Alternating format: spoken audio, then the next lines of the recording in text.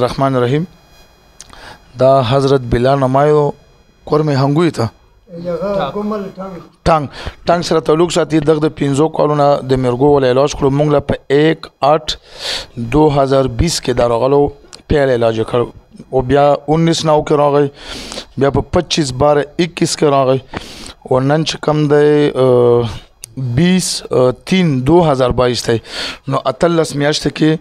د مونږ لا څلور ځلې دم راغی والحمدلله خپل تصدیق کوي چې مونږ په څلور یو نیم کال کې جټکاوالي یا نو ور د خپل وي بالکل په یو نیم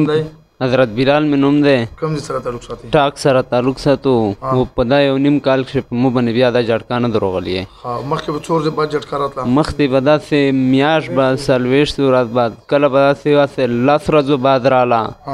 داسې به راتله په ما باندې جټکا اوس په یو نیم کال کې جټکا نه راغلی یا په یو نیم کال کې ما یا جټکا نه راغلی